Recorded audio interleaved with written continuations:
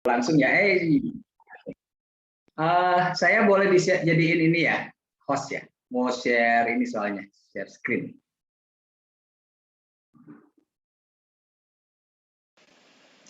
Udah kok, udah jadi Ya. co-host, bisa. Oke. Bentar ya, saya share dulu screen saya.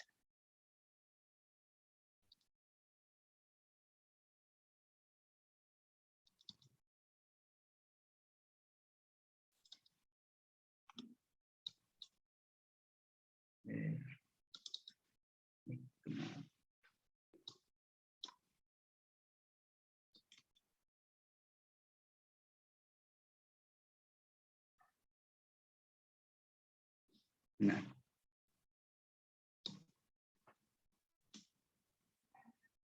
Oke.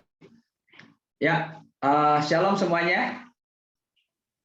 Senang banget ya kita bisa ketemu lagi. Udah cukup lama kita nggak melewati masa-masa yang persekutuan secara onsite. Tapi saya percaya Tuhan tetap hadir, Tuhan tetap bisa melakukan rencananya, Tuhan tetap bisa mengerjakan, menyentuh hati setiap kita semua di dalam, even dalam sebuah konteks kita sebagai ini ya, persekutuan dalam konteks Zoom seperti ini. Nah, saat ini saya mau berbagi tentang tema ini, Women's Impact. Tadi si Stefani sudah sempat menyinggung ya bahwa wanita itu luar biasa. Siapa di sini yang merasa bahwa Tuhan memanggil ini semua ladies kan, semua ladies menjadi sosok yang luar biasa. Kasih jempolnya dulu dong. Saya pengen make sure supaya kita semua ada di dalam konteks yang tepat, bahwa menyadari bahwa kita sebagai orang-orang yang luar biasa, ladies ini Tuhan siapkan begitu dahsyat. Nah, nanti sebenarnya saya ingin lebih senang untuk membahas tentang topik ini dalam konteks diskusi ya, tanya jawab. Mungkin apa yang nanti saya bagikan ini menjadi trigger untuk nanti bahan tanya jawab sesuai dengan apa yang dialami oleh teman-teman semua di ladies ini. Nah, saya akan mengawali dengan ini. Sebuah kisah, wow, kisah ada seorang raja yang sedang merasa gelisah. Kegelisahan raja ini menggambarkan tentang sebuah eksistensinya sebagai seorang raja yang merasa ada sesuatu yang nggak beres, katanya. Di mana si raja ini mulai melihat dan memperhatikan bahwa apakah benar saya ini sebagai raja atas rakyat-rakyatku. Nah, si raja ini berpikir kenapa bisa seperti itu? Karena dia mulai merenungkan, katanya, bahwa setiap keputusan-keputusan yang dibuat, setiap kebijakan-kebijakan yang dibuat, sebenarnya itu lahir dari permaisurinya, katanya, bukan dari dia. Dia memutuskan, itu sebenarnya dari advice permaisurinya, katanya.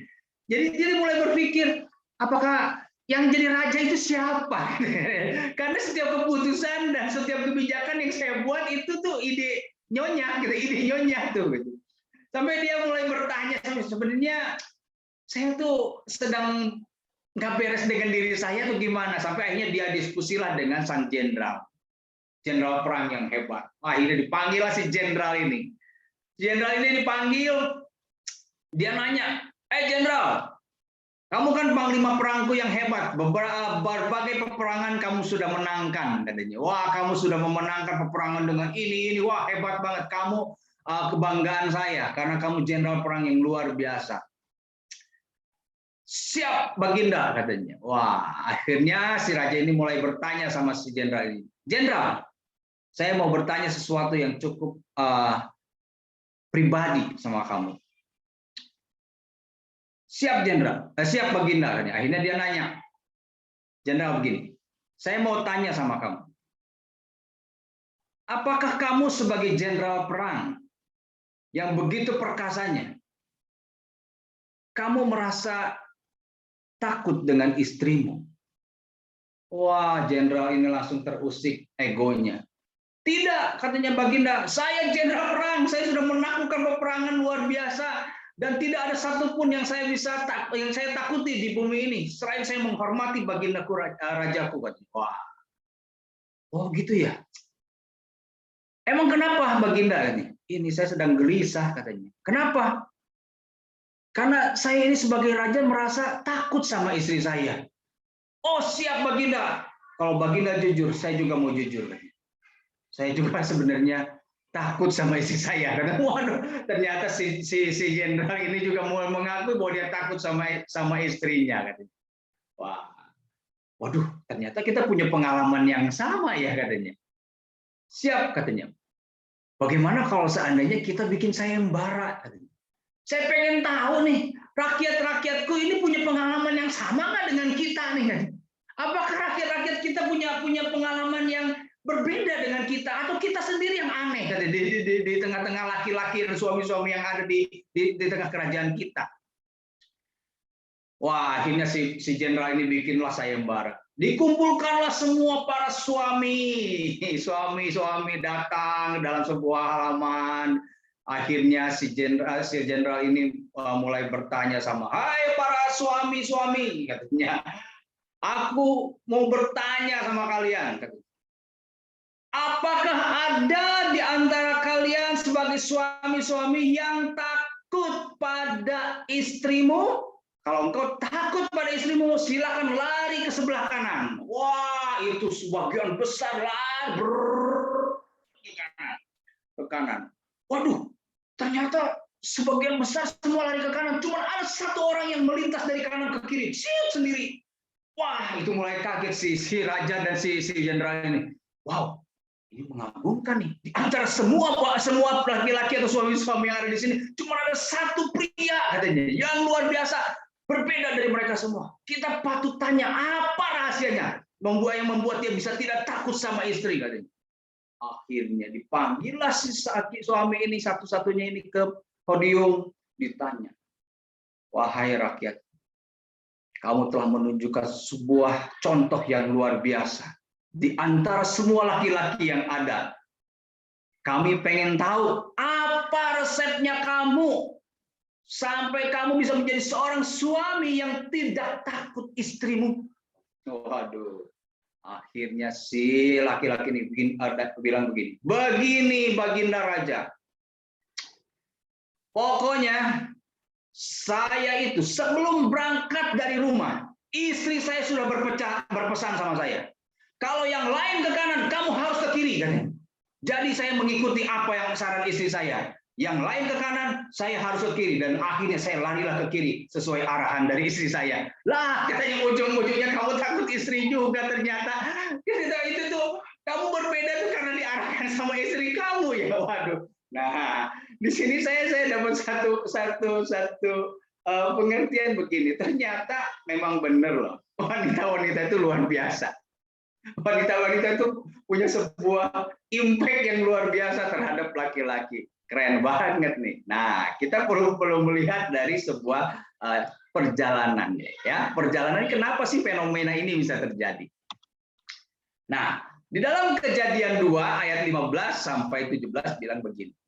Tuhan Allah mengambil manusia itu dan menempatkan dalam Taman Eden untuk mengusahakan dan memelihara taman itu. Lalu Tuhan Allah memberi perintah kepada manusia, semua pohon dalam taman ini boleh kau makan buahnya dengan bebas. Tapi pohon pengetahuan tentang yang baik dan yang jahat itu janganlah kamu makan. Janganlah kamu makan buahnya, sebab pada hari engkau memakannya, pastilah engkau mati. Nah, sebelum ada Hawa di samping Adam, Tuhan memberikan mandat ini kepada Adam. Tadi kan bilang bahwa Tuhan memberikan tugas mengusahakan memelihara taman itu. Bahkan memberikan perintah yang sangat-sangat krusial yang harus dijaga dengan taat, yaitu adalah untuk tidak memakan buah dari pohon pengetahuan yang baik dan yang jahat. Nah, tugas yang berat ini Tuhan tahu bahwa Tuhan melihat Adam tidak sanggup seorang diri. Itu sebabnya dihadirkanlah seorang menolong. Kejadian 2 ayat 18 bilang gini, Tuhan Allah berfirman, tidak baik kalau manusia itu seorang diri. Aku akan menjadikan penolong baginya yang sepadan dengan. Oke, saya pengen kita berhenti dulu di sini. Jadi kita perlu menyadari bahwa dalam desain Allah sejak Allah menciptakan manusia pertama Adam, lalu menciptakan manusia berikutnya itu Hawa. Di situ diciptakanlah laki-laki dan perempuan di mana masing-masing punya perannya. Ya. Adam punya mandat memelihara, mengusahakan bumi dan menjaga itu pohon pengetahuan yang baik dan yang jahat untuk tidak dimakan.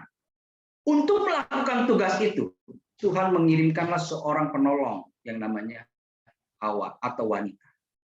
Jadi dari sini kita perlu menyadari kodrat pertama sebagai seorang wanita, di mana kita sebagai wanita dilahirkan, ditetapkan untuk menjadi penolong. Ya.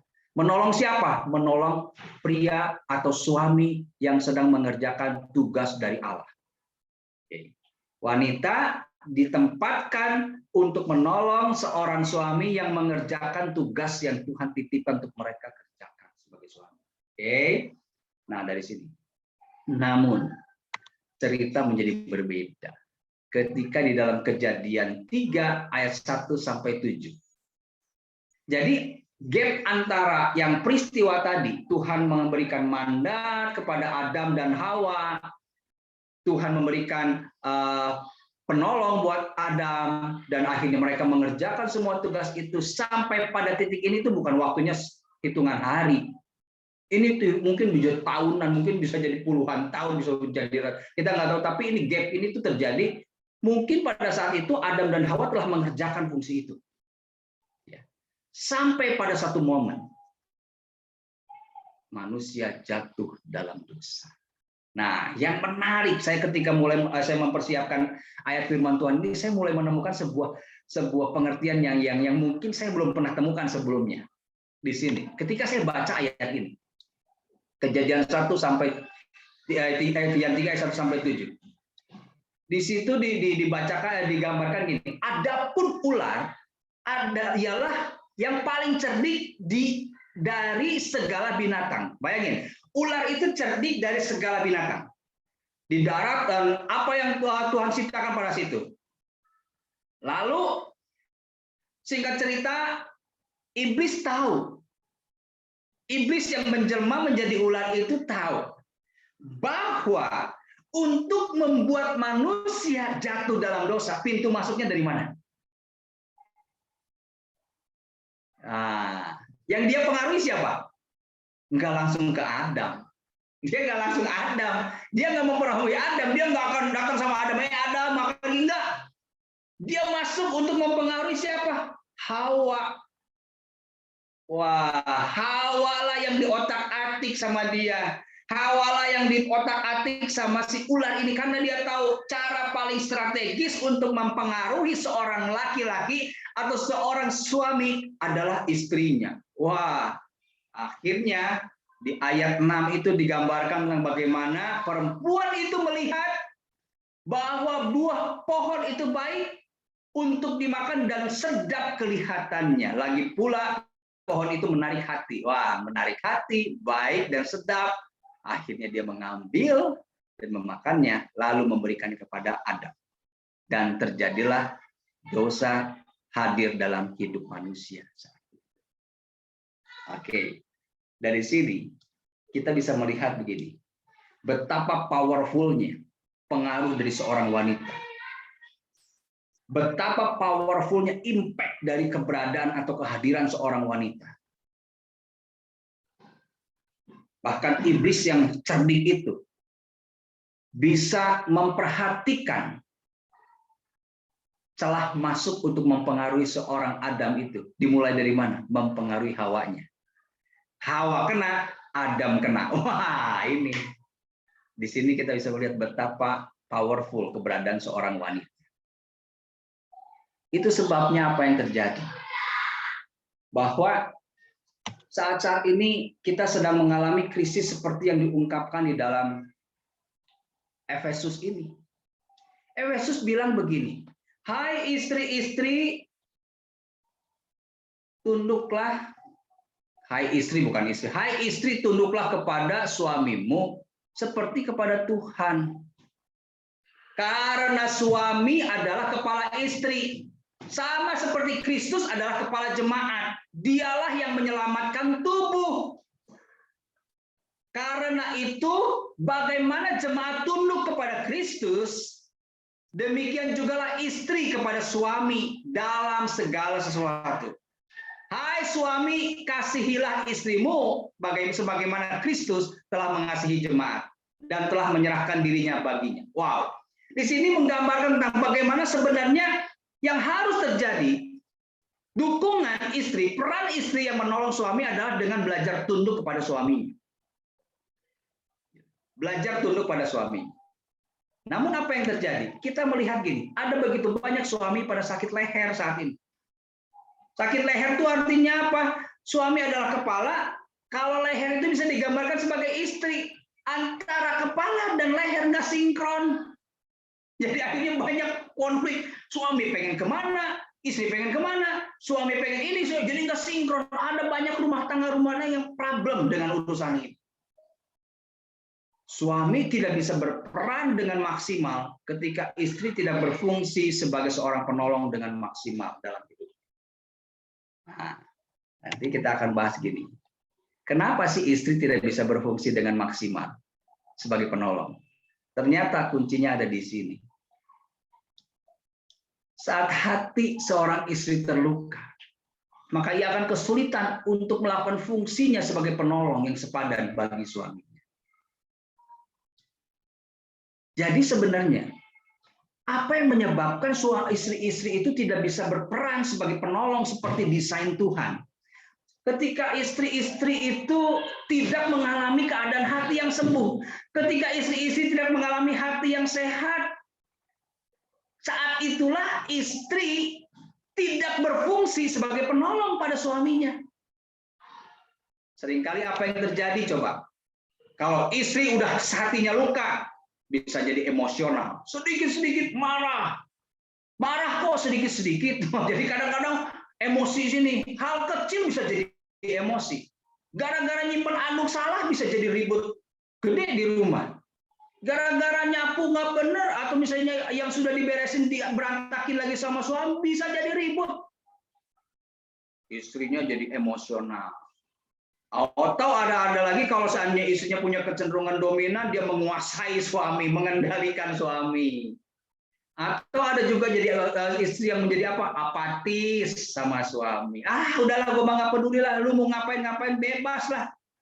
Ada satu pasangan suami istri datang ke rumah, di mana istrinya itu bilang begini, pokoknya saya udah nggak peduli katanya. Suami saya mau ngapain, saya udah nggak ada rasa. Bahkan suami saya mau sama cewek lain juga saya udah nggak peduli katanya. Sampai saya begitu, dia udah apatis dengan keberadaan suami.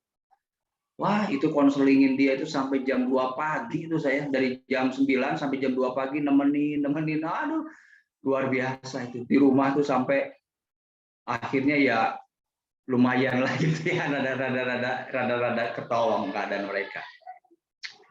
Kalau nggak ada lagi istri-istri yang akhirnya larinya apa? Shopping. Pokoknya saya mau melampiaskan beban hati saya dengan shopping sepuas-puasnya. Wah, shopping. Makanya wanita itu kan disebut sebagai wanita yang makhluk yang saleh ya. Nggak kau lihat saleh 70% langsung nyamperin. Set, itu ada saleh 70%. Wah, itu yang membuat daya tarik buat seorang itu. Shopping all the time. Wah, itu shopping itu membuat hati jadi refreshing. Wah, shopping. Kalau nggak ada lagi yang nge-gym. Wah, nge-gym tempat, bukannya salah nge-gym, tapi ada juga yang memang menjadikan tempat gym itu sebagai tempat pelarian dari emosinya dia yang ada di rumah. Kalau nggak, yang berikutnya adalah apa? Marah-marah ke anak. Wah, ketika problem hatinya luka dengan suami, yang jadi tumpahan emosinya adalah anaknya. Wow, ya anak tuh, saya salah apa? Tiba-tiba mama marahnya kayak begitu, gitu. Kadang-kadang itu yang terjadi. Ini beban emosi. Ketika seorang istri terluka, ketika seorang istri hatinya tidak beres, akhirnya apa yang terjadi? dia punya sebuah alternatif, respon-respon yang bisa jadi seperti ini, yang akhirnya membuat keadaan tidak menjadi lebih baik. Padahal Tuhan sudah mendesain sejak awal dan dikatakan bahwa istri itu difungsikan sebagai penolong bagi suami dalam konteks dia mengerjakan apa yang Tuhan mau dalam hidupnya. Nah, apa yang harus terjadi adalah ketika seorang istri mengalami keadaan seperti ini, firman Tuhan sudah jelas memberikan sebuah gambaran pada setiap kita. Di mana Matius 11 ayat 28 bilang gini, marilah kepadaku, semua yang letih lesu dan berbeban berat, aku akan memberikan kelegaan kepadamu. Nah, Matius 11 ayat 28 ini yang sebenarnya saya pengen sampaikan pada setiap teman-teman ladies saat ini. Mungkin kamu ngalamin masa-masa di mana saat ini sedang berbeban berat. Hatimu sedang mengalami satu kondisi yang tidak nyaman. Kayaknya banyak persoalan, mungkin hati begitu terluka oleh perlakuan suamimu, mungkin terluka oleh mertuamu, mungkin terluka oleh keadaanmu, mungkin terluka oleh tempat kerjamu. Banyak yang bisa melukai hatimu. Tapi apa yang Tuhan mau untuk engkau responi adalah saat ini apa? Datang sama Tuhan. Kalau engkau mau berkeluh kesah, kalau engkau mau mengalami kelegaan, bukan datang ke tempat-tempat yang lain. Datang ke hadirat Tuhan. Tuhan adalah tempat yang paling tepat untuk tempatmu mengadu. Kalau mau curhat deh sama Tuhan. Curhat sama Tuhan. Ceritain isi hatimu. Kadang-kadang mau ngomong keselnya, mau ngomong marahnya, ngomong. Bebas, Tuhan tuh terbuka dengan curahan hati. Datang sama Tuhan. Nah, ketika engkau datang sama Tuhan dan hatimu sembuh, maka selanjutnya apa yang akan terjadi adalah engkau bisa berfungsi untuk menjadi sarana menyembuhkan atau memulihkan suami. Suami dan istri itu punya kebutuhan masing-masing. Suami punya kebutuhan. Mungkin saya akan banyak membahas kebutuhan suami karena saya bicara pada istri-istri. Engkau akan ketemu dengan suami-suamimu di rumah nih, gitu ya. Nah, kebutuhan suami itu apa sih? Gitu. Apa sih yang sebenarnya suami harapkan darimu sebagai seorang istri? Saya mungkin mewakili para suami nih yang ada di rumah, gitu. Yang suami-suami yang mungkin saat ini sedang bekerja atau yang melakukan apapun, inilah yang suami harapkan untuk kau lakukan, sehingga engkau bisa menjadi wanita yang berdampak terhadap hidup mereka, berdampak baik. Satu. Sebagai seorang istri, berikanlah penghormatan pada suami. Penghormatan ini adalah kebutuhan dasar atau kebutuhan mendasar yang perlu suami dapatkan dari seorang istri. Penghormatan ini apa? Seperti apa sih? Seringkali misalnya contoh sederhananya begini. Dihormati otoritasnya sebagai suami. Ketika suami punya otoritas itu berarti gambarannya apa implikasinya? Suami akan punya keputusan-keputusan. Gitu kan? Nah, salah satu yang harus engkau hormati adalah keputusan suamimu. Hormati itu. Hormati keputusan suamimu. Hormati kebijakan suamimu. Seringkali kan istri punya sebuah respon, nggak bisa, Pi, nggak boleh begitu. Harusnya begini, Pi. Mendominasi keputusan suami, mengambil alih apa yang sudah suami putuskan. Nah, itu sebuah gambaran ketika kita mengambil alih sebagai istri, mengambil alih keputusan suami, kita sedang melakukan sesuatu yang tidak hormat pada suami. Sementara ini menjadi kebutuhan dasar suami. Terus yang kedua, penghormatan itu digambarkan dengan apa? Seringkali para istri itu suka kelepasan. Kelepasan dengan apa? Ngomongin atau menjelekan suamimu di depan banyak orang. Wah, itu tuh pukulan berat buat seorang suami. Ketika istri, wah tahu nggak tuh, si ini mah, kemarin juga begini lah. Gue kesel tahu sama dia tuh. Kenapa sih dia tuh nggak bisa apa-apa sih sebagai suami? Wah, diomongin tuh. Wah, kalau udah tahu suami tahu, Diomongin begitu di depan teman-temanmu, itu engkau sudah tidak menghormati keberadaan suami, direndahkan. Nah, ketika suami tidak mendapatkan penghormatan dari istrinya, dia akan mencari penghormatan di tempat lain. Perlu disadari bahwa ini adalah salah satu kebutuhan dasar dari seorang suami.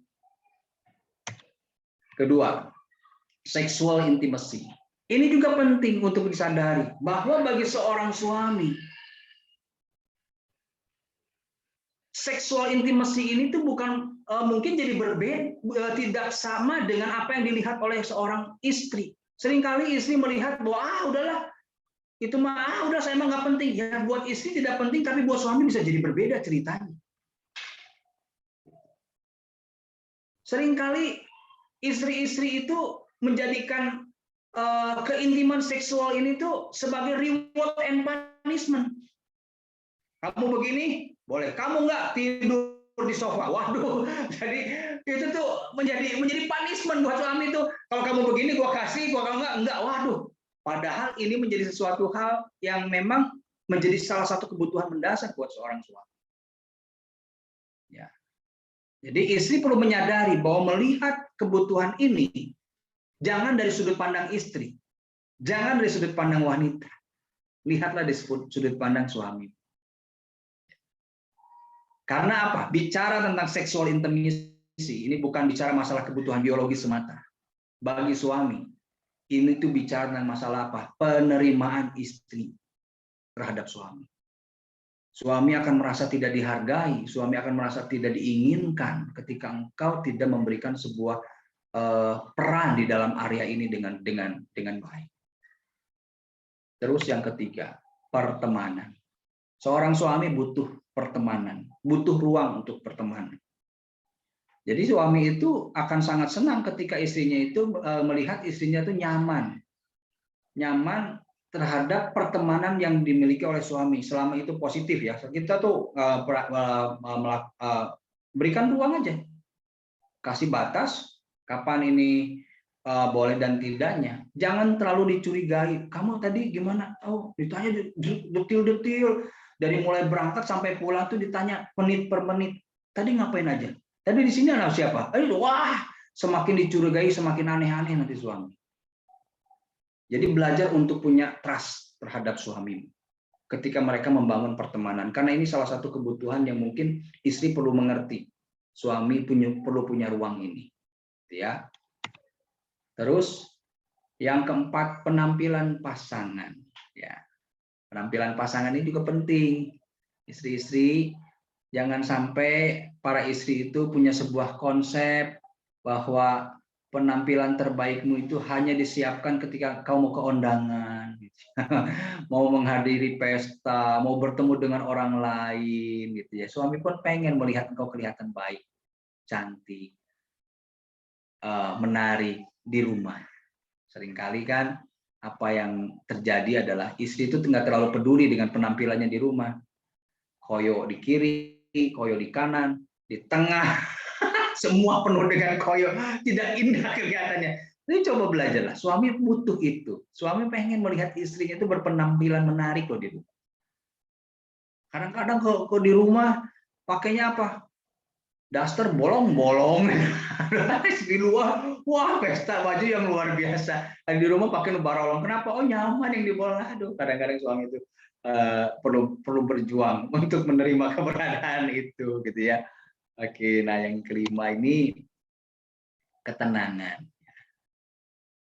Jadi seringkali suami itu kalau terlalu banyak waktunya di luar, berarti dia ada ketidaktenangan ketika di rumah. Biasanya ketidaktenangan itu datang dari mana sih?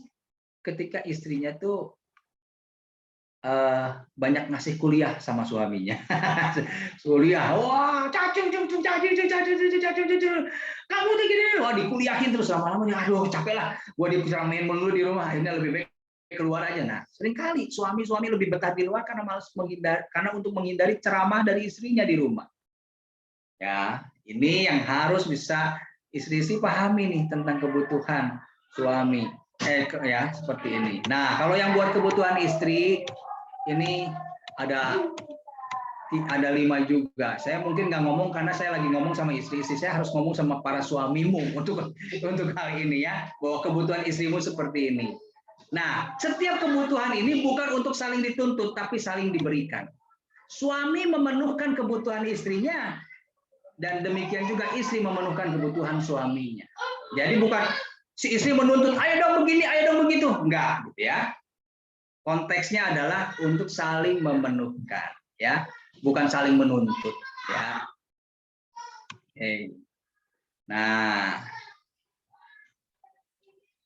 kedewasaan rohani akan mendorong masing-masing pasangan untuk saling bertanggung jawab dalam memenuhkan kebutuhan pasangan yang bukan mengabaikan atau menuntut. Jadi, semakin dewasa kita tuh tidak dalam posisi kamu lakukan dulu ya tugas suami, baru saya akan berikan ini. Enggak. Berikan dulu aja. Siapa yang lebih dewasa berikan itu. Siapa yang lebih dewasa berikan itu. Ya, oke. Nah, Filipi 2 ayat 3b bilang begini, sebaliknya hendaklah dengan rendah hati yang seorang menganggap yang lain lebih utama daripada dirinya sendiri. Jadi ketika kita melihat konteks kebutuhan suami, kebutuhan pasangan, lihatlah dalam konteks firman ini. Melihat sudut pandang pasanganmu. Kadang-kadang menurut saya ini nggak apa-apa, ya menurut kamu nggak apa-apa. Kan menurut suamimu bisa berbeda. Jadi jangan lihat dari sudut pandangmu sebagai istri. Belajarlah untuk melihat dari sudut pandang suamimu. Gitu. Rendahkan hatimu untuk belajar melihat dari sudut pandang suamimu. Nah, ini terakhir saya pengen nyampaikan ini 1 Petrus 3 ayat 1 sampai 2. Demikian juga kamu, hai istri-istri, tunduklah kepada suamimu supaya jika ada di antara mereka yang tidak taat kepada firman, mereka juga tanpa perkataan dimenangkan oleh kelakuan istrinya. Jika mereka melihat bagaimana murni dan salehnya hidup dari istri mereka. Ya, saya percaya suami-suami akan dimenangkan bukan karena ocehan istri, ceramah istri, khotbah-khotbah istri, tetapi justru karena perlakuan istri yang menunjukkan kesalehan kepada suaminya. Melayani suami, menghormati suami. Dengan demikian suami akan dimenangkan ya oleh istri. Ini yang terakhir ini saya sangat diberkati banget ya dengan quotes ini ya, walaupun ini mungkin sekuler, tapi ini yang mewakili hati saya sebenarnya. Dan saya mungkin percaya juga bahwa suami-suami mempunyai hal ini. I don't need the whole world to love me. I just need that one person, and I am proud to say that special person is you, my lovely wife. Jadi para suami itu ada dalam kondisi gini, ketika dia dalam kondisi terpuruk, ketika dia merasa kondisi tertekan, merasa mungkin orang dunia semua menolak dia, tapi satu yang nggak boleh menolak dia, yang dia masih punya kekuatan, kalau istrinya tidak menolak dia. Itu kekuatan luar biasa. Seringkali apa yang terjadi ketika dalam keadaan tertekan, ketika ada dalam tekanan oleh suami di luar ditekan, ditolak, istri pun menolak, itu yang luar biasa. Itu menjadi sebuah pukulan yang sangat berat bagi seorang suami. Karena bagi suami, dunia boleh menolak saya, yang penting satu yang tidak menolak saya, yang tetap mengasihi saya adalah istri saya. Jadi di sini saya berharap ketika kita bicara tentang woman's impact, saya percaya dengan statement ini bahwa di balik laki-laki yang hebat, di situ ada wanita yang luar biasa. Yes. Semua kalian, teman-teman di sini adalah orang-orang yang Tuhan pilih untuk melahirkan pria-pria yang hebat dan luar biasa. Ketika engkau berfungsi sebagai wanita dengan desain Allah, maka engkau akan berdampak luar biasa terhadap keberadaan suami. Mungkin itu yang bisa saya sharekan. Kita akan buka forum tanya jawab ya. Puji Tuhan. Thank you Ko Sandi untuk sharingnya. Iya, forum tanya jawabnya udah dibuka. Silahkan ibu-ibu yang mau bertanya. Oke, siap. Boleh melalui chat, boleh chat private, atau mau WA ke yang kenal, ke salah satu dari kami yang kenal, nanti kita bacain juga boleh. ya, silahkan. Ya. Ada yang mau bertanya?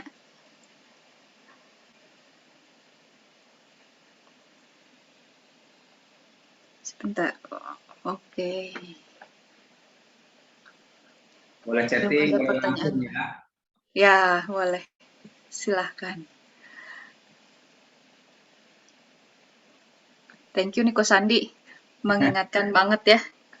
Kalau kita tuh nggak boleh nuntut sama suami. Kadang suka nuntut kita secara nggak sadar. Ada pertanyaan? Ya, saya Ada mau bertanya. Oh, oke. Ibu Silakan. Kartika boleh bertanya. Itu, Silakan. kalau kita sudah terlanjur melakukan yang tadi disebutkan sama Ko Sandi, bagaimana ya cara memperbaikinya, dan yaitu yang menyebabkan suami menjadi tidak bisa berperan sebagai seorang suami, karena yang disebutkan Ko Sandi itu saya masih sudah terlanjur dilakukan gitu.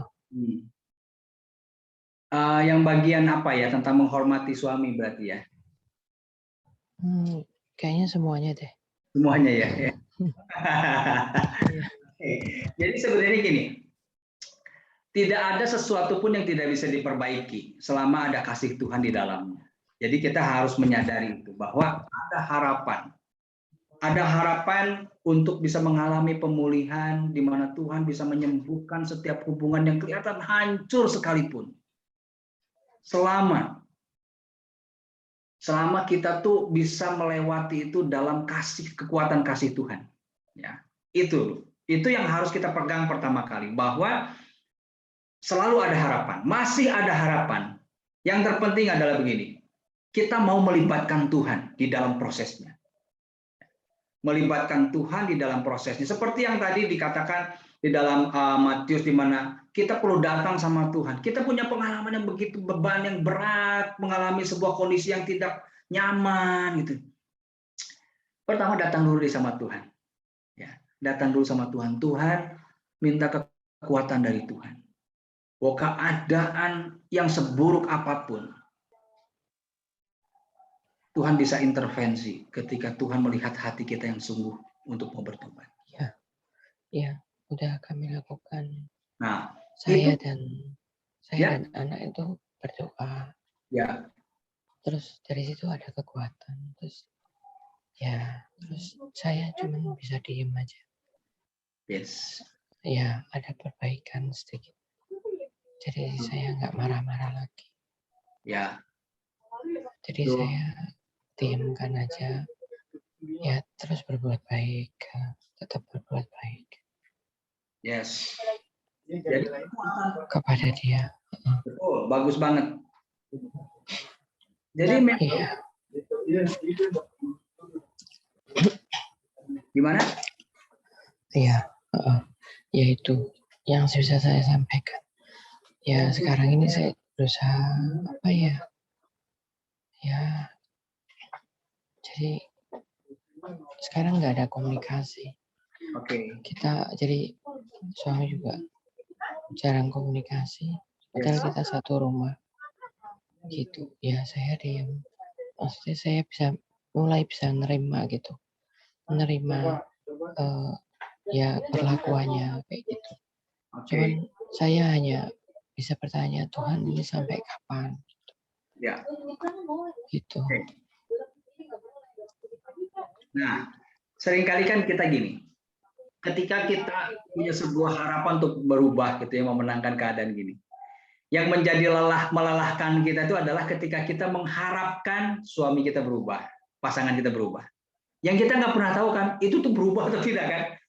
Kita sudah lakukan, fokus kita itu melihat perubahan dia. Nah, saya percaya apa yang harus kita rubah di dalam melihat keadaan pasangan kita saat ini adalah gini, merubah kasih kita sama pasangan kita dengan kekuatan kasih Tuhan. Jadi, apa yang jadi fokus kita adalah gini, kita tidak lagi sedang punya agenda merubah pasangan kita, Tapi agendanya itu adalah kita sedang melatih diri kita untuk punya kasih seperti Yesus mengasihi gerejanya, seperti Yesus mengasihi kita. Pertumbuhan kasih kita, itu fokus kita. Bagian dia berubah atau tidak, itu bagian urusan Tuhan. Itu Tuhan punya perkara. Yang Tuhan sedang minta saat ini adalah belajar mengasihi dia seperti Tuhan mengasihi. Kasih Tuhan itu seperti apa sih? Kasih yang tidak menuntut. Sudah, saya melakukan kebaikan ini, saya melakukan kesalehan ini sebagai seorang istri berperan begini begitu, bukan supaya kamu berubah, karena saya mengasihi kamu. That's it.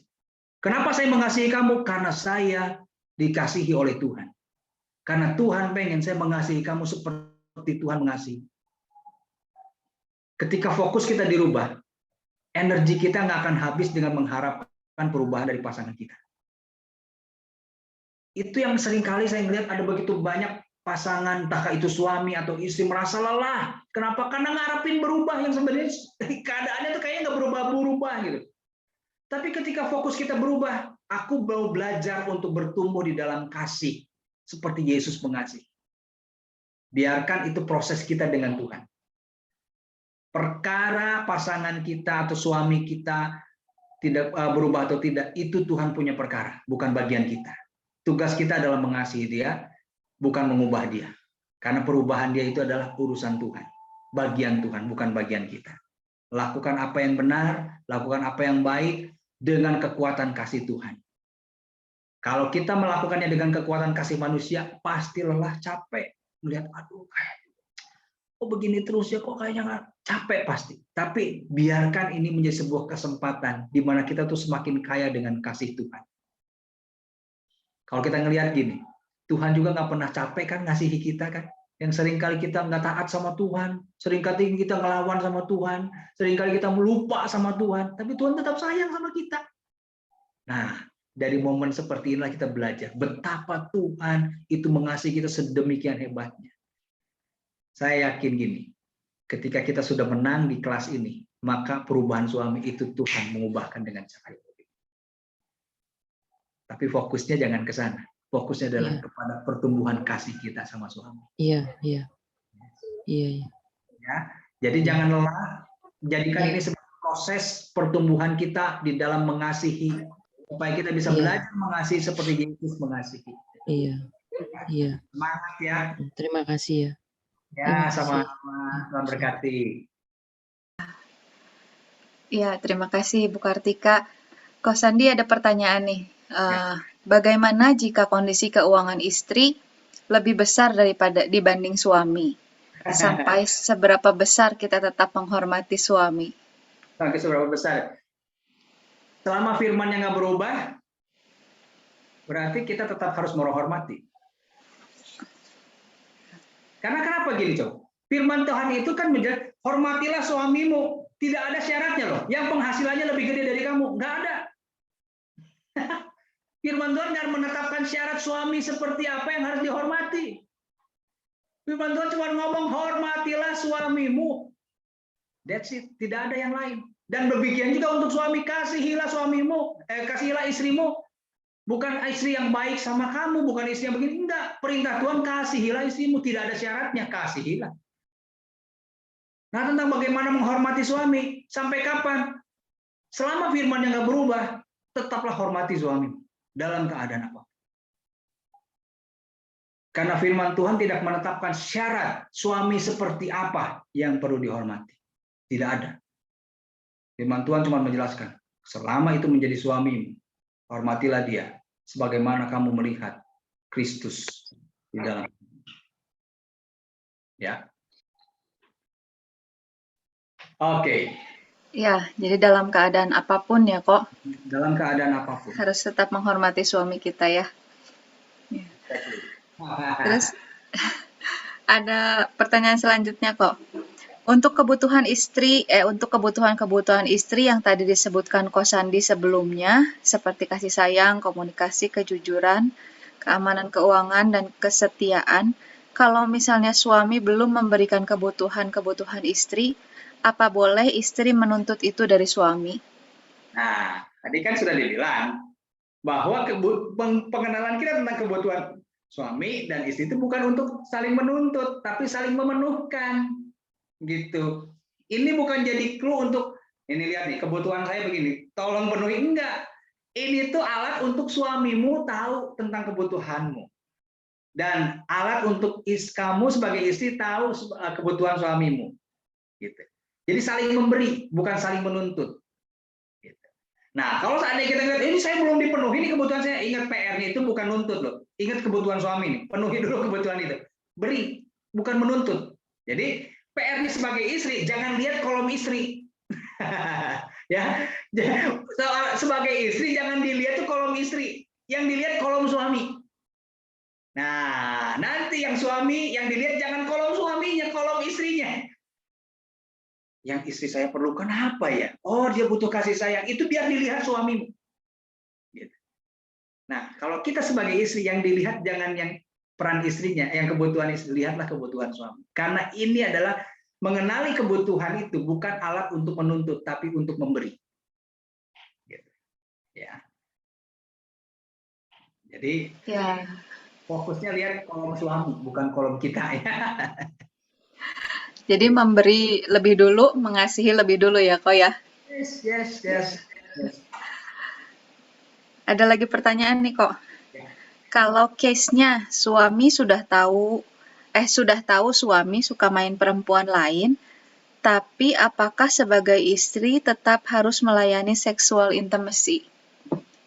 Ulangi ininya. Kalau Sudah tahu suami suka main perempuan lain, tapi apakah sebagai istri tetap harus melayani sexual intimacy? ya kembali ya. Jadi di dalam situasi ini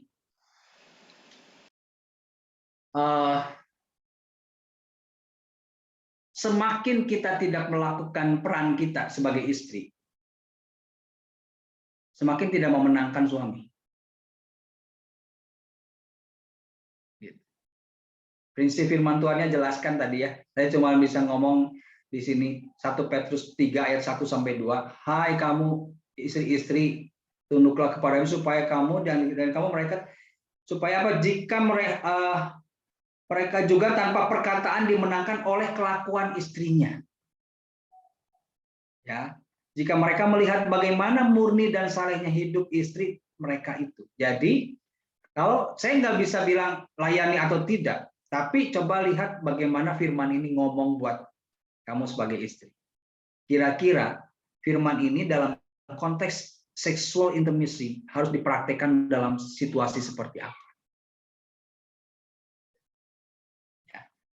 Ketika Tuhan pengen di dalam 1 Petrus 3 ayat 1 sampai 2 itu bicara tentang bagaimana hai istri-istri tunduk pada suami supaya jika ada di antara mereka tidak taat kepada firman. Nah, suami yang tidak taat sebagai firman itu bisa jadi yang suka jajan lah, yang suka beginilah. Nah, itu tidak taat sama firman tuh, suami-suami yang tidak taat sama firman tuh. Ya, mereka juga tanpa perkataan dimenangkan oleh kelakuan. Nah, kelakuan istri yang seperti apa yang bisa memenangkan suami yang tidak taat sama firman itu? Memang tidak mudah, kembali lagi tadi seperti yang saya sarankan kepada Ibu Kartika. Nggak bisa melakukan keadaan itu dengan kekuatan kasih sebagai manusia. Nggak bisa. Jadi kita tuh perlu mengalami keintiman dengan Tuhan. Perlu mengalami kekuatan dapat dengan Tuhan. Karena itu yang memampukan kita melakukan apa yang seharusnya kita lakukan sebagai istri ataupun nanti sebagai suami. Ya, supaya suami kita itu dimenangkan karena perbuatan istri yang hidupnya takut akan Tuhan. Oke, kira-kira begitu ya. Ya, kok nyambung lagi nih katanya. Kalau misalnya sampai si suaminya ini kena penyakit, nah si istri ini tetap harus melayani atau enggak? Gitu. Kalau dalam konteks itu mungkin juga harus lebih wise ya. Lebih wise itu gini bahwa suami perlu melihat ekspresi kasih istrinya terhadap suami dengan cara yang berbeda. Ya. Dengan cara yang berbeda. Berarti gini, istri perlu menunjukkan sebuah ekspresi kasih yang suami bisa confirm, memang ini karena ada reason kesehatan. Saya tidak melakukan itu karena masalah ini. Tapi di area yang lain saya akan tetap melakukan kewajiban apa yang harus aku lakukan buat kamu sebagai suami. Gitu. Kan beda konteksnya, ini ada masalah penyakit ya. Gitu. Yang harus mengalami breakthrough adalah dari suaminya. Kalau dia sebagai suami yang benar, dia tidak akan menularkan penyakit pada istri. Gitu. Ya. Iya, semoga terjawab ya. Satu lagi kok, ada pertanyaan. Gimana kalau suami punya utang kemana-mana, sampai ada tukang kredit dan lain-lain, dan sangat membahayakan keluarga? Apa baiknya sikap sebagai seorang istri? Nah, tadi di slide terakhir saya sampaikan slide ini kan, bahwa I don't need the whole world to love me. I just need that one person, and I proud to say that special person is you, my wife. Jadi keadaan yang harus dalam keadaan situasi terpuruk seperti itu, suami itu butuh kekuatan dari istri. Kalau bisa memang istri itu ngajak suami berdoa bareng, hadapin bersama-sama. Kekuatan dari istri itu akan punya sebuah kemampuan yang di luar akal manusia untuk bisa menyelesaikan problem keuangan selama ada kesepakatan. Jadi dalam situasi seperti itu justru suami itu butuh dukungan dari istri loh, bukan ditinggalin. Karena kita kan sudah ada dalam janji pernikahannya, dalam suka maupun duka, dalam susah maupun senang, dalam miskin maupun kaya, dalam sakit maupun sehat. Komitmen itu tidak akan berubah dalam keadaan apapun. Harus kita pegang sampai akhir. Ya. Kalau dalam konteksnya mengamankan anak-anak, mungkin itu perlu didiskusikan gimana caranya supaya mengamankan anak-anak dari ini. Tapi suami perlu dapat dukungan istri untuk menghadapi itu, bukan ditinggalin. Oke. Oke. Satu lagi, ada pertanyaan lagi masuk kok. Sebenarnya suami itu prioritasnya orang tua atau istri dan anak-anaknya. Ini kasusnya tuh mereka masih tinggal sama-sama dengan orang tua. Nah, jadi perlu menyadari gini, Alkitab bilang bahwa ketika seorang suami menikah, berarti dia meninggalkan kan orang tuanya, bersatu dengan istrinya. Jadi suami perlu menyadari bahwa di dalam konteks dia sudah menikah, prioritasnya itu harus berubah kepada istrinya yang harus dijaga. Itu jadi keluarga intinya mereka. Gitu. Ya, jadi keputusan, sikap, kebijakan-kebijakan yang harus didiskusikan bukan didiskusikan dengan orang tua, tapi diskusikan dengan istri. Karena pada saat seorang laki-laki menikahi seorang wanita, maka pada saat itulah dia sudah membangun sebuah keluarga yang baru. Gitu. Dan keluarga intinya sudah berubah. Jadi keluarga intinya itu dengan istrinya dan anak-anak.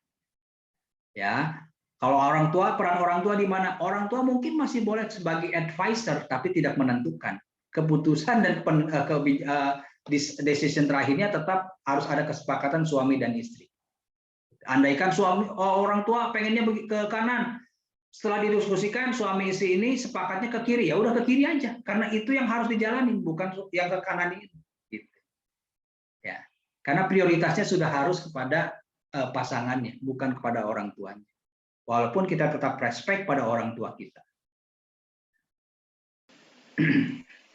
Jadi sebagai istri juga sama ya kok, begitu kita menikah, dua-duanya prioritasnya ke pasangan masing-masing ya, ke keluarga masing-masing. Nah, di dalam pasangan ini ada lagi yang harus diprioritaskan lagi. Misalnya seringkali kan suami dan istri ribut karena masalah anak kan. Nah, wah ribut karena masalah anak. Sampai kadang-kadang suami atau istri kejebakin, kamu mau pilih siapa? Mama atau pilih mama? Gak apa-apa. Wah, kadang-kadang dikasih pilihan begitu sama anak kita karena kalau lagi emosi gitu ya. Padahal nggak bisa. Jadi ketika kita dalam sebuah keluarga yang harus benar-benar di bonding pertama kali yaitu suami dan istri. Nggak bisa kita menjadi orang tua yang baik kalau suami istri berpecah. Gitu. Ini prioritas hubungan. Prioritas hubungan yang harus dijaga. Jangan sampai gini, gara-gara anak suami istri bercerai. Aduh, itu salah besar. Nggak bisa. Karena prioritas hubungan yang harus dijaga baik-baik adalah suami dan istri ini. Ketika suami istri ini bersatu, maka dia akan punya kekuatan untuk mengasuh anak dengan baik. Oh, ini ada pertanyaan di chatting ya. Iya kok, boleh. Suami nggak pernah open tentang keuangan, bagaimana cara? Cari saya. Suami tidak pernah open tentang keuangan, bagaimana cara menghadapinya? Wah, perlu diobrolin, perlu terbuka, perlu diikutin camp MRC ya tentang keuangan. Karena di situ dibahas tentang bagaimana prinsip-prinsip keuangan itu perlu keterbukaan salah satunya, gitu. Ya. Jadi gimana cara ngomongnya, harus diskusikan terus ngomong. Ketidaknyamanan sebagai istri terhadap ketertutupan suami terhadap keuangannya itu perlu diomongin. Saya nggak nyaman kalau kamu tertutup soal keuangan. Bukan saya untuk menuntut, bukan apa sih, jelasin aja isi hati kita. Perlu komunikasikan. Jangan diasumsikan. Kadang-kadang kan istri nggak ngomong karena berasumsi. Harusnya dia tahu. Mungkin memang benar suami nggak tahu loh. Kalau istri nggak ngomong. Nah, jadi apa yang ada di rasa itu mendingan diomongin, dikomunikasikan, jangan diasumsikan. Seringkali asumsi itu nggak benar juga gitu. Dipikir suami mengerti, dipikir suami paham, padahal nggak paham kalau nggak diomongin gitu. Nah, pertama harus ngomong, jangan berasumsi dulu, komunikasi dulu aja. Bahwa saya tidak mau kalau kamu sebagai suami begini. Ini kan prinsip-prinsipnya diomongin gini-gini. Keberatan kamu apa sih kalau kamu terbuka soal keuangan?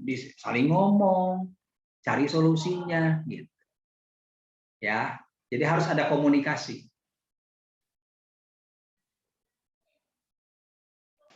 Ya, komunikasi penting ya kok ya jadinya ya. Seringkali kan wanita itu terjebak dengan asumsi kan? Benar. Iya, iya. Asumsi yang harusnya kamu ngerti, padahal nggak ngerti loh. Suami itu memang benar nggak ngerti, bukan dia nggak ngertiin. Kalau istri nggak ngomong gitu, kalau nggak dikomunikasiin. Gitu. Kan Jadi penting banget harus ngomong ya. Harus ngomong, harus belajar komunikasi. Kadang-kadang komunikasi itu gengsi lah, apalah segala macam. Gengsi bikin tambah kisruh suasananya. Iya, iya. Kok ada pertanyaan lagi kok. Kalau suami susah ambil keputusan, jadi kebanyakan istrinya yang ngatur.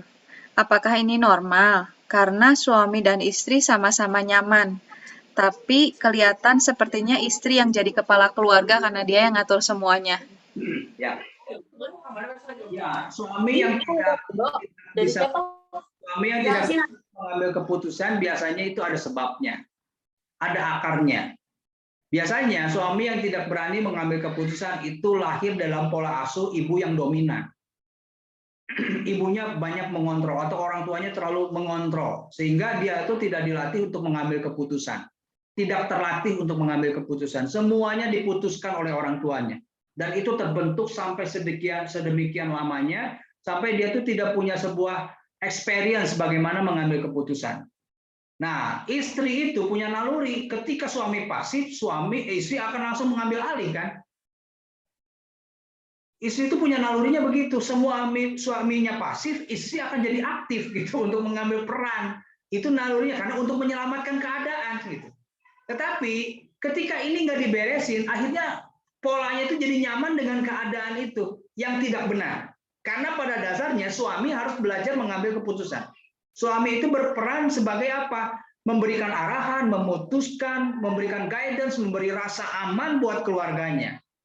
Kebayang kalau seandainya istri suaminya pasif, gimana bisa memberi rasa aman sama istrinya, sama anak-anak, sama keluarganya? Gitu, nggak bisa berani mengambil keputusan. Nah, gimana caranya? Pertama, memang suami perlu dilatih untuk mengambil keputusan.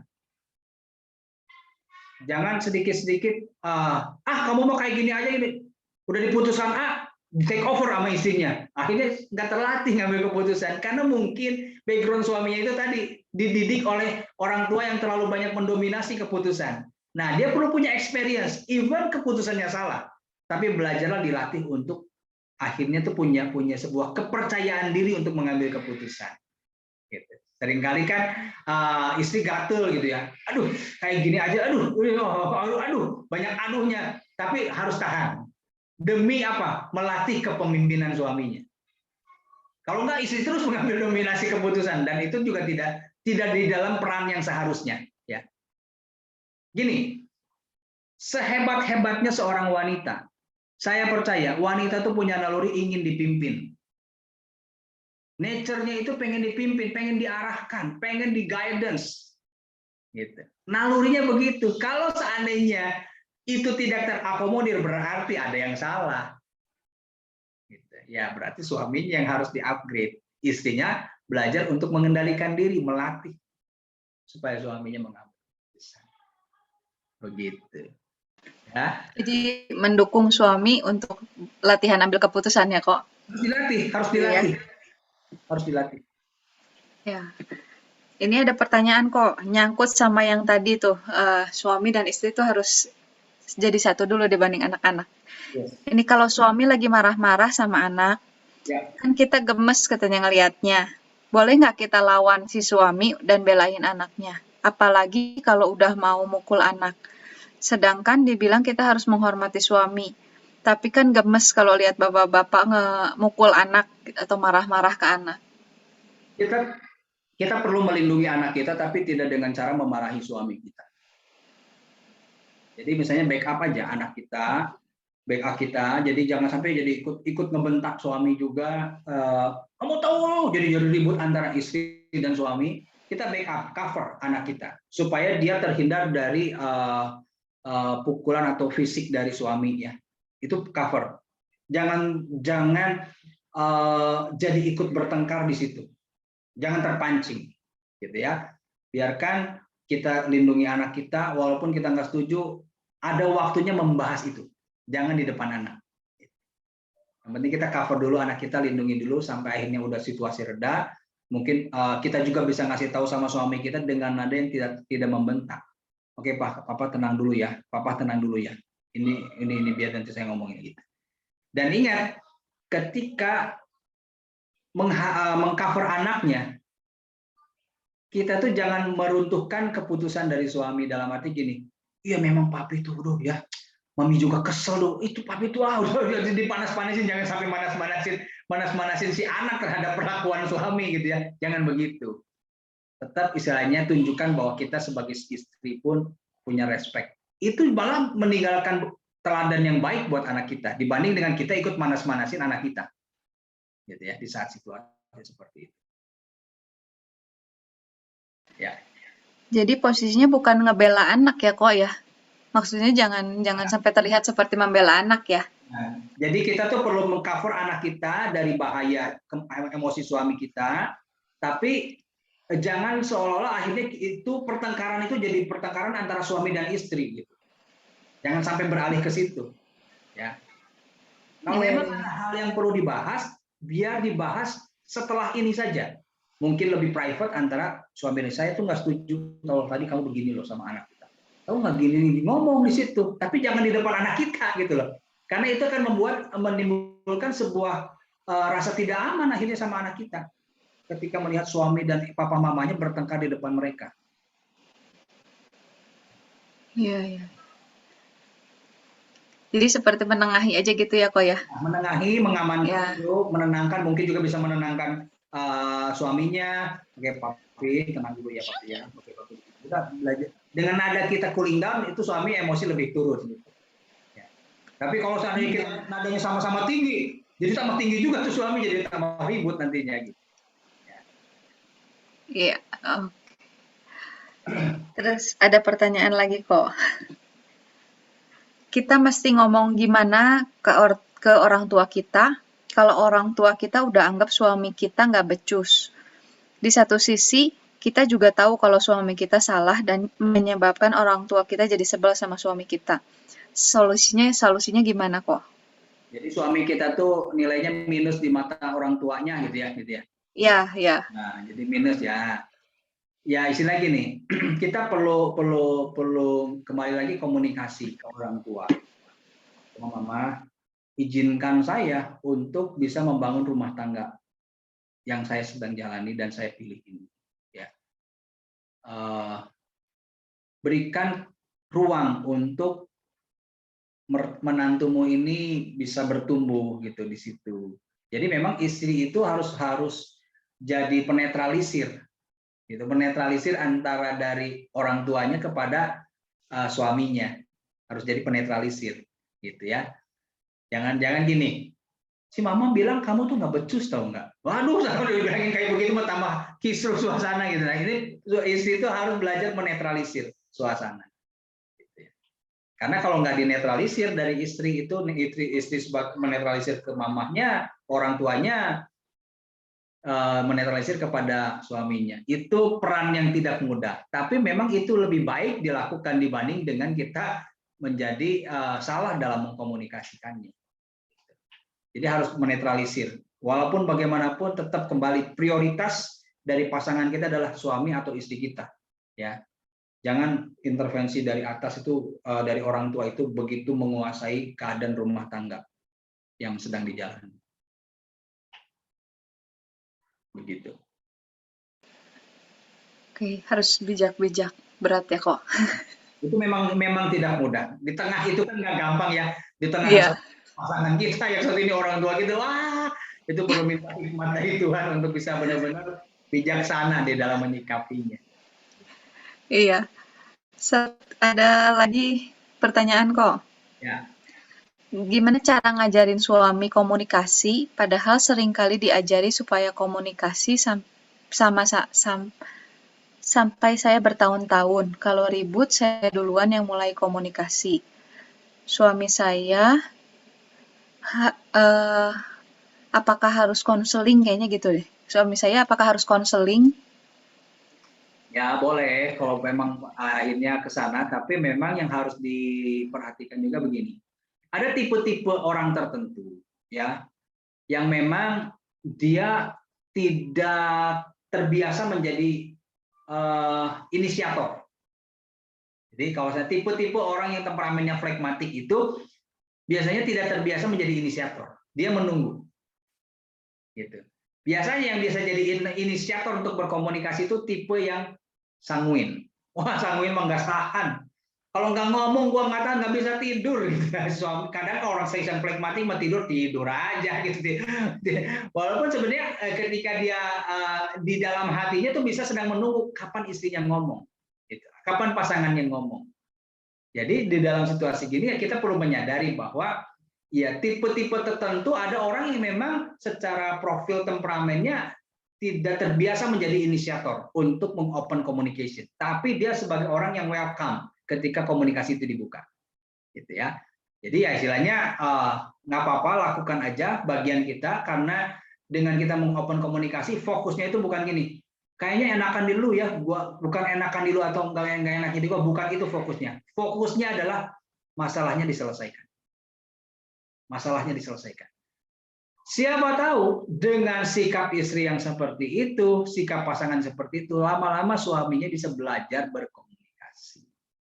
Atau itu. Kedua, mungkin kita bisa cari tahu nih, bisa tanya sama, kalau kamu ngalamin masalah, lebih enak komunikasinya dengan cara gimana? Gitu.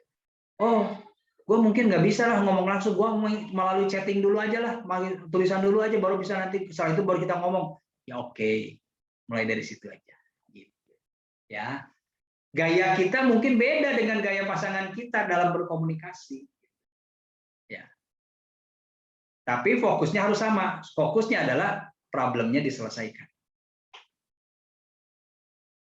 Oke. Iya. Kok nyambung yang tadi barusan masih. Jadi kalau misalnya si suaminya ini udah pernah ikut pria sejati atau ya pernah ikut begitu, tapi masih tetap begitu gitu, Mas. Apa perlu konseling lebih lanjut itu kok? Ya, biasanya memang kan pria sejati itu hanya membuka pintu pertama ya, pintu gerbang.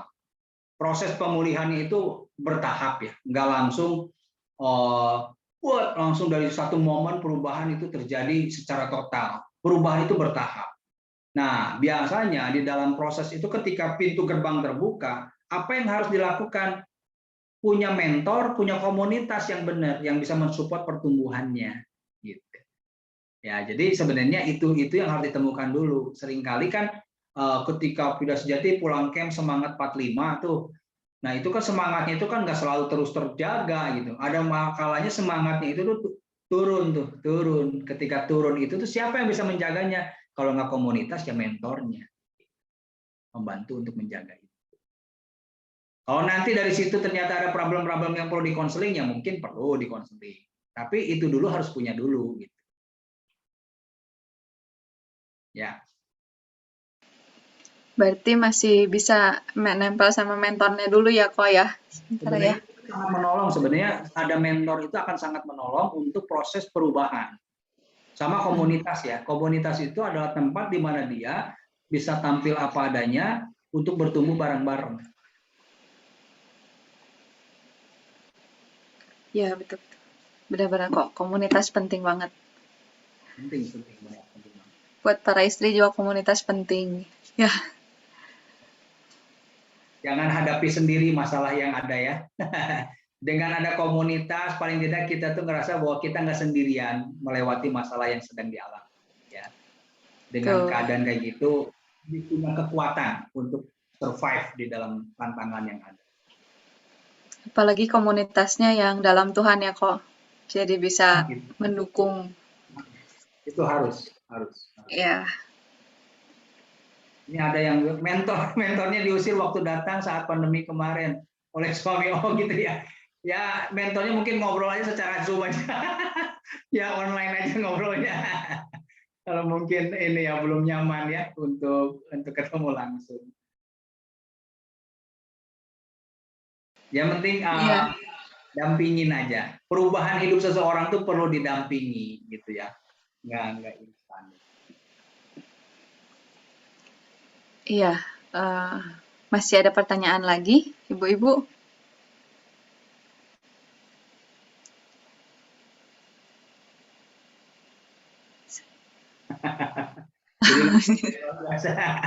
Ya Ibu Kartika banyak belajarlah dari siapa tuh ilmu dari mentornya itu bisa dipakai ya Bu Kartika ya untuk menghadapi situasi yang ada.